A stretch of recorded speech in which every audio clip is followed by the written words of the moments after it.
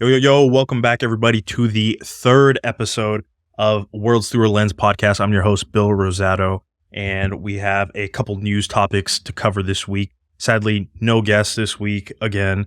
Hopefully there'll be a guest next week if things line up. Something got pushed back with my current guest. The dates got mixed up due to their release. I will be streaming again this Saturday, 2 p.m. PST. And I will be streaming exclusively on YouTube. I'll be playing some Lethal Company in VR, and hopefully you guys can come on down and have a good time. Please join the Discord. I really want to get the Discord active, and having these game nights are a small starting point and building up that relationship between me and you guys, the community. And I really wanted to have, if you're a part of the Discord, you get priority if you want to join and you want to play with me. So yeah, the link will be in the description if you do want to join the Discord, and I'll be streaming on YouTube 2 p.m. PST on Saturday. I want to try to stream every Saturday if I can, and really start engaging the community and creating more content, more funny moments, and more clips to post on the channel, and more things to overall talk about really on the podcast and Twitter at large. Okay, so our stories today: Apple fans are returning their Vision Pros in numbers, apparently. Job Simulator is coming to the Apple Vision Pro. Zuckerberg has a neural wristband that says he will ship in the next few years. Felix and Paul secured multi-million-dollar financing for the location-based VR. And V is helping you build muscle with their new XR gloves and headset. Plus, a roundup of what games are coming out this week. Okay, so our first story is Apple fans and Apple Vision Pro buyers are returning their headset. Now, apparently, there is a 14-day window where you can return your Apple Vision Pro, and I don't know what the numbers are exactly, but it's a substantial amount to take notice. A lot of people are stating that this is just not what they thought the headset would be, which is no surprise at all, really. One of the main points and the main complaints around the headset is the discomfort. This is no surprise. A lot of people knew it was really heavy, the weight on the front, that goggle design, no head strap really. If you want to buy the head strap, it was there. And the weight is a real big problem for people right now, especially those who haven't either ever owned a VR headset, or they have, but they just didn't expect they'd spend as much time as they would in a Vision Pro. So that's one. Another complaint is headaches and motion sickness. Again, I think primarily a bunch of these people complaining about headaches and motion sickness are new VR users. These are people that have never owned a headset before. So I think a lot of those returns, and which is a lot of Apple users.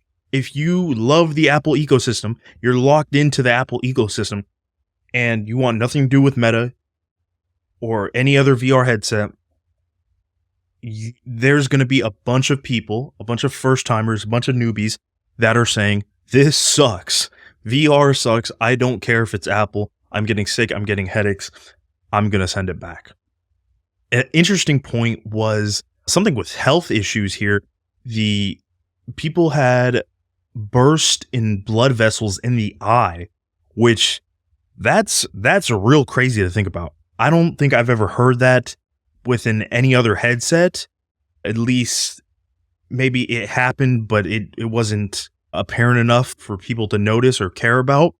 But blood vessels bursting in the eye is pretty bad.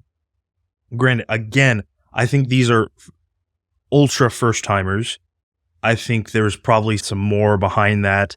I don't want to say as serious because you never know, but I don't think it's as serious as it's getting made out to be, given the amount of Vision Pros that got purchased overall. Another thing is people are finding the device magical, but it is too uncomfortable for practical use.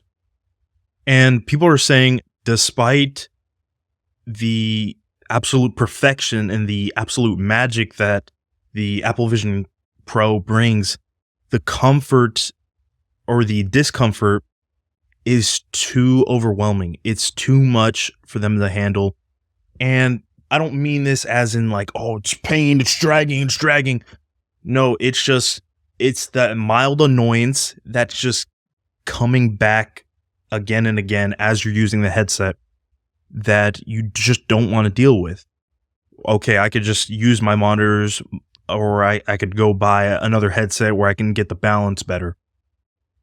And again, I'm so curious on how many of these users that are returning bought that extra head strap that goes up top, and how many of them are just using it as they intended. I'm assuming a majority of Vision Pro buyers are using the headset as intended, just the goggles on the face with the back strap.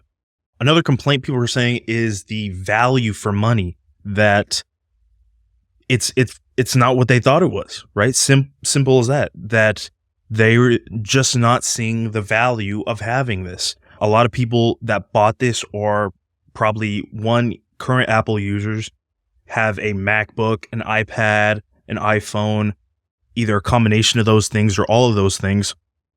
And so a lot of it feels like wasted money to them.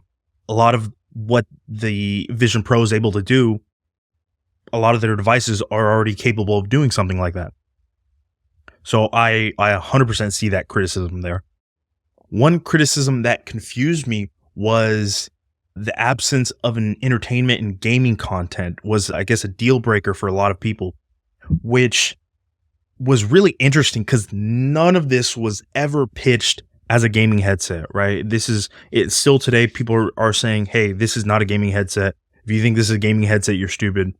And a lot of those people were stupid that bought it. So the fact that gaming not being their top priority or even a side priority for them was, I don't understand what they thought that they were purchasing. Again, it was just an Apple product. I like Apple more than Meta. I'm going to buy this. But as far as the gaming aspect goes, I've seen a couple of the Apple Arcade apps that are available, and they look pretty interesting. A lot of the ways that the games look they look like they run smooth. They look nice. The games are simple enough to play around with. There's more games coming soon. We'll talk about that later on. But I think this is a big wait and see kind of thing, that gaming can come to Vision Pro. And as again, we'll talk about later, it is coming to Vision Pro. So anybody that thought it would be immediate off rip, they were just mistaken. They were stupid. I don't know what they were thinking. But what is there currently isn't bad at all. I'll throw a couple games on screen right now so you can see. Some of these games, they look great. I'd play them if I had a Vision Pro. If I could afford a Vision Pro, I would play these games. And one last thing that people are saying is the technical limitations, that they had difficulties multitasking and use of file management, which highlighted real big challenges for them. That's a curious one. I haven't heard that one before. Everything else is kind of a rinse and repeat, but the difficulties multitasking and the file management usability, that's interesting, because last week's podcast, I kind of pitched it as, hey, you could use this as your computer on a daily basis. Sadly, it's Bradley is using it currently as his computer, as his monitor setup. But that seems like an overall small fix that can get fixed with either more storage. Gen 2 fixes easy, no problem. Now going on to our second story, going back to Apple Vision Gaming, a job simulator is coming to Apple Vision Pro, which is crazy. And I think it's very, very fitting for Job Simulator being the first game to come to Apple Vision Pro over Beat Saber, Super Hot. Those games, I don't even see how you'd be capable of doing that, really. In that trifecta, I think Job Simulator is perfect. Alchemy Labs is bringing both their hit games to Apple Vision Pro, Job Simulator and Vacation Simulator. Job Simulator is going to be priced at $19.99, and Vacation Simulator will be at $29.99. It's interesting if you remember years back in, I think around 2017 or so, Google bought Alchemy Labs, and it's had great success ever since then. It's interesting a Google owned company develop their games, being one of the first kind of big VR titles on the Apple Vision Pro. And I hope that does really good. I wish them nothing but the best for that. I'm curious on how it would work exactly, if it's just pure hand tracking and they can figure out actual grab motions instead of just the pinch. That's going to be insane. That's going to be amazing. And it's going to really be a game changer on how studios view the Apple Vision Pro and how they push VR, or push the limits of the Vision Pro, forward in gaming. Alchemy Labs, I've always been a personal fan of Alchemy Labs. The accessibility, they're really big on accessibility and trying to make it as easy to play their games as possible. They came out with a demo. I don't know if you guys recall, there was a little demo. I'll put it up on screen of the controller-free hand tracking for Quest. That was late 2020. So they already have a commitment to hand tracking and trying to figure this out. I think it's an easy solve for them, and maybe they will be the first ones, since they're getting a grasp on this and getting that going already. Maybe it'll be the first studio to bring an Apple Vision Pro exclusive that's from the old side, right? Alchemy Labs is considered an old studio, a developed studio. Seeing them bring something exclusively to Apple Vision Pro, that would be crazy. I would never see it, of course, but I think it would be really interesting, and they would have a 100% hit on their hands at that time. Our third story of the week is Zuckerberg recently announced a neural wristband to ship in the next few years. Mark Zuckerberg recently said that Meta's neural wristband capable of finger tracking is expected to ship in the next few years. Now, I don't know what the fuck next few years means, but that's either obviously 2 years minimum, that's few, or fuck never, which is very interesting to me why they're kind of pursuing this still in this control. And I'm curious, what are going to be the use cases for this? I think I've seen, if you're not familiar with the technology real quick, the project is led by Control Labs. Facebook acquired them in 2019. It focuses on accurate finger tracking through electromyography, electromyography or EMG, sensing neural signals from the brain to the fingers. I remember this was showcased a while ago, around 2020, 2019. It looked interesting at that time. Given what we're capable of doing now, I don't see the point in this, really. I really don't get why they're continuing to go with this.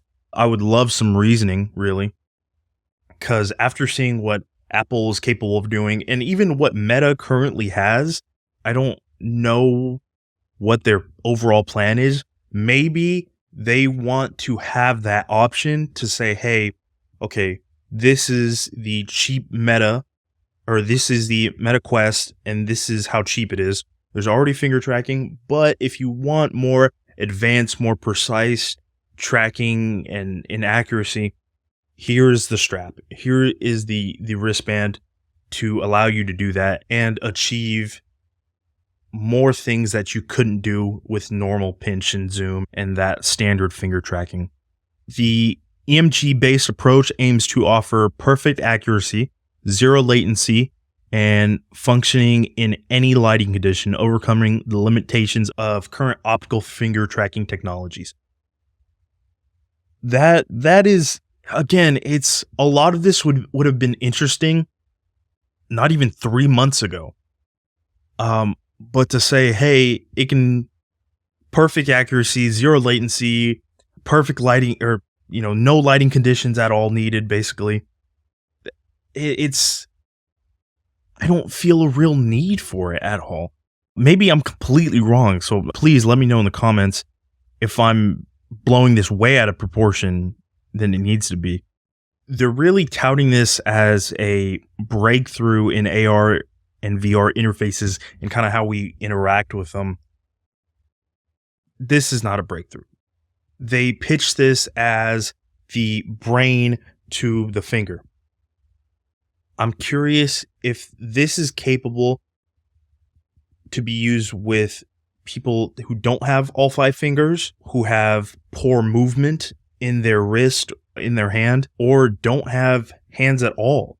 Can this detect kind of what you're trying to do with that wristband? If that's the case, that would be insane. That is the perfect use case, I think, for this kind of tech. I hope they have something in store like that. But other than that, this feels, again, useless.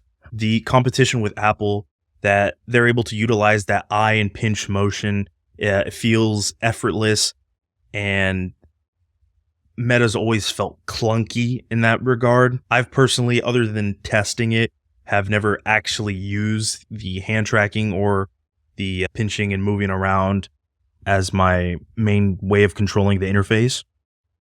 But something that's actually interesting kind of about this whole announcement is that it plans to be their main input method for the Ray-Ban smart glasses in 2025, which that is interesting.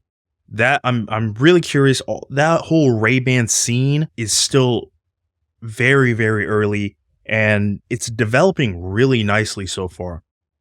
And to have that wrist strap kind of be on there that could interact maybe as a watch, perhaps something else, health monitor or something as a watch, or a health monitor or something like that. That's interesting to me that they want to use that as their main form of interaction, really. So there's apparently going to be two versions of the wristband. One version with neural input tech only, and another that also has a display and a camera to act sort of like a smartwatch too. So like I said earlier. And there's apparently already a second generation of the wristband in the works currently for Meta's true AR glasses that are set to launch 2027. And that's perfect, really.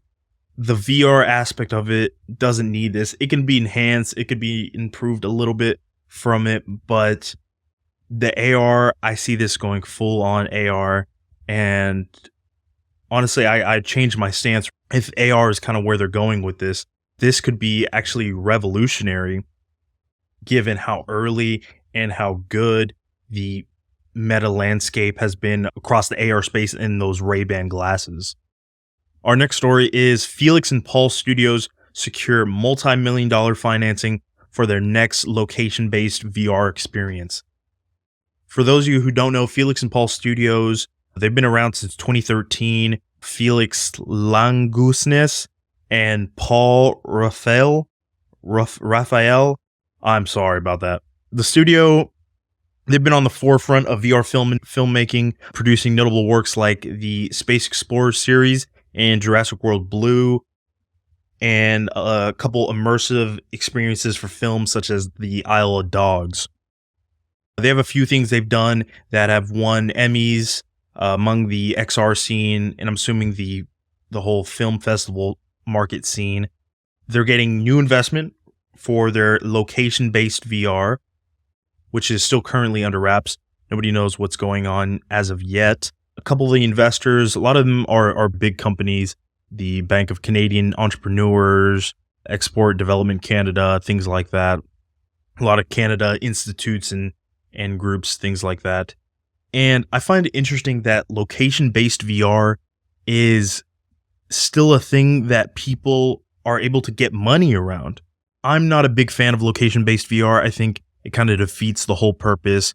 I think the idea of going there with your friends just for a night of fun, or as you bar hop and it might seem fun to do, it's not scalable. It's not fully practical. I think the whole purpose of VR is connecting people that are far away, and the idea of just getting together and saying, hey, let's get together and then let's go play VR kind of isolated. It seems stupid to me and always seemed a little silly to me. I'm curious to what they're doing here exactly, because the Felix and Paul Studios, They are more of that film-based type of thing.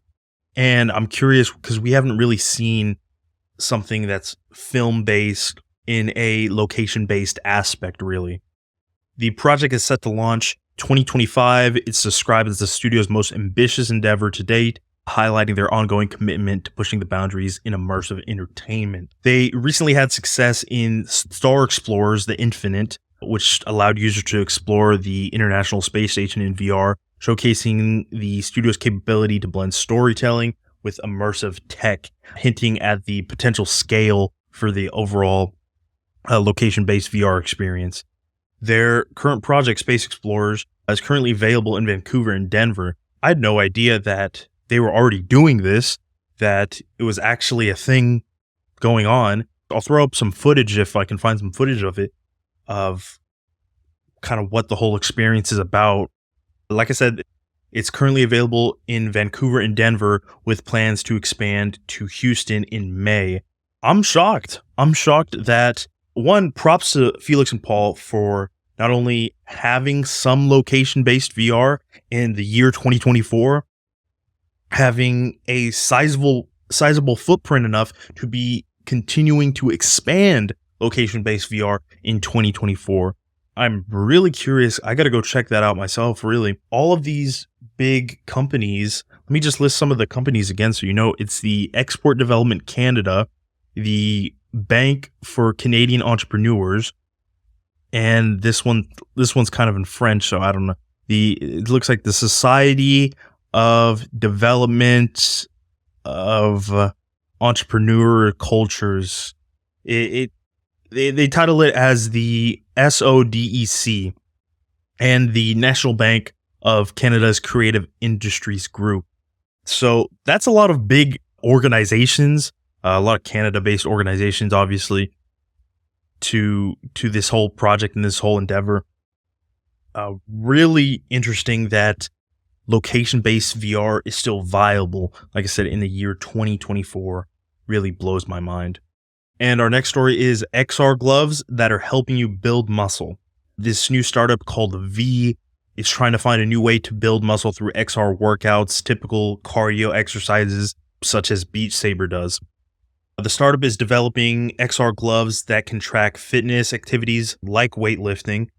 Serial VR fitness entrepreneur Clicks Live, founder of V, pivoted from his previous ventures, which was creating a AR app that would allow you to use computer vision to automatically price objects in your home to sell online. That's pretty cool if you ask me. I'm curious why he pivoted away from that. This sounds more interesting given the overall popularity of VR fitness. So it's very new. I can't think of one in recent memory that we've had a VR fitness accessory that really helps your workouts and tracks your workouts. A little bit on the glove technology. The V's gloves are currently still in the prototyping stage. They're designed to log workout reps and measure weights automatically. They will feature some hand tracking, sensor fusion with IMUs, and tactical feedback for immersive fitness experience. They stress that their transparency with the development process and are aiming as much as they can for OpenXR. Here's a clip from Six Live and him using the gloves to demonstrate kind of the whole process or the prototype phase of what the gloves will do. We have a 9-pound weight and a 26-pound weight, and the pressure sensor on here is going to be able to tell the difference between those two weights and whether or not I did a rep. Pretty cool, huh? I think this is the first time that anyone has real-time stream data through Bluetooth to the Vision Pro. So we'll be able to tell the delta between these two reps. And look over here, I've already done 6 reps. So we're going to do a rep here. As you can see, it's lower on that range, and we've done 2 additional reps here. Okay, and now we're going to do the heavier weight. And you can see instantly it's much higher on that graph. And here we are. We're going to do a rep, and we're at 9. I'm actually getting a good workout from this testing, I got to say. And after the gloves, V plans to release a mixed reality headset tailored specifically for fitness, selling it alongside a subscription for content, much like Supernatural already currently does. They want to create a standalone XR headset, especially one dedicated to fitness, which is so far a pretty significant challenge. They intend to leverage existing hardware designs and focus on 3D printing for its initial runs. A VR headset strictly focused around fitness is very unique. I had this idea not too long ago where I thought we would start to see headsets and certain VR applications tailored for a specific task. So being, okay, you want to watch movies, you put your big screen on because it's going to be the best at watching movies. You want to play games, you put your Quest 3 on. You want to go into fitness, you put your V headset on. And depending on the price for a lot of these and how they range, I think you might start to see some of that. You're going to see all-in-ones that encompass the whole space, and you're going to see specific outliers that, hey, we're focused on this one task, this one thing, and we do it 10 times better than any other headset out there. And I think that's a real interesting dynamic. I don't think that model will last too long.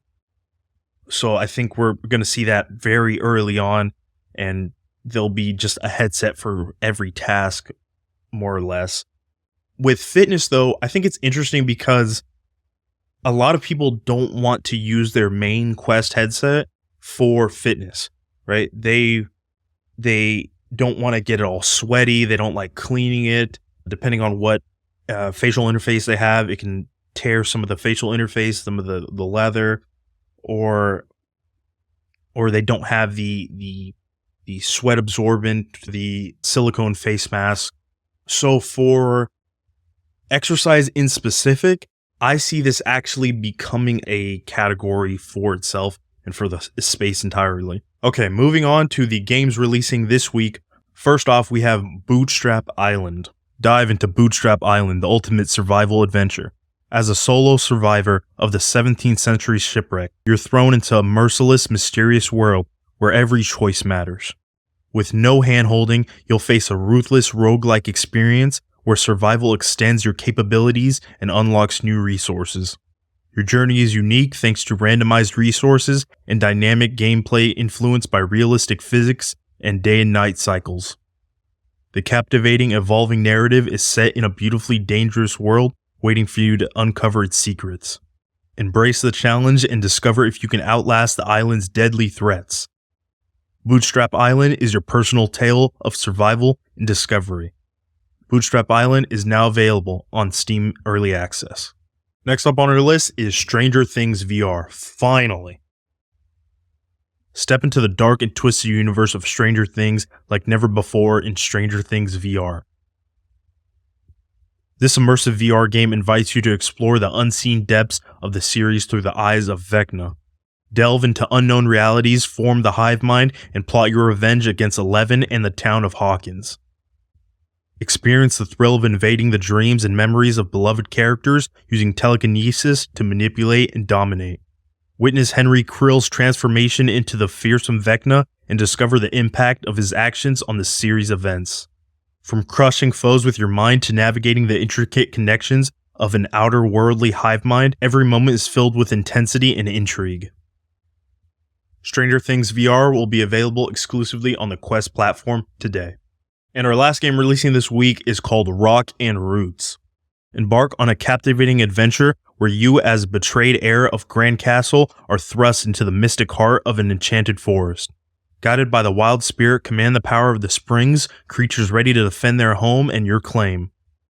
Through strategic battles against fallen knights, your journey unfolds with every card you play, summoning allies with unique abilities to fight at your side.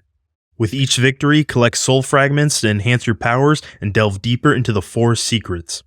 The game blends tactical decision-making with a rich narrative, inviting you to reclaim your legacy and discover the magic that binds your fate to the ancient woods. Rock and Roots is available today on Steam VR and the MetaQuest store.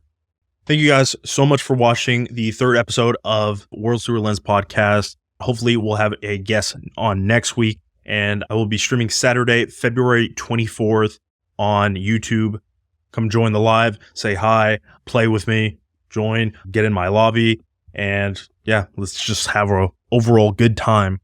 Real quick, if you made it all the way, I will be doing a giveaway for Bootstrap Island. I got a couple codes that the devs sent me, so I will be doing a giveaway of those relatively soon. Again, if you're curious on that game, you want to play, please join the Discord if you're interested in winning those codes for Bootstrap Island. That about wraps everything up. Thank you guys so much for watching. Don't forget to like, comment, and subscribe. Join the Discord. Follow me on Twitter at VizmVR. Comment down below. Let me know what stuff you would like to see on the podcast, what guests you would like to see on the podcast when I do get another guest on. Thank you guys so much for watching. Have a good one.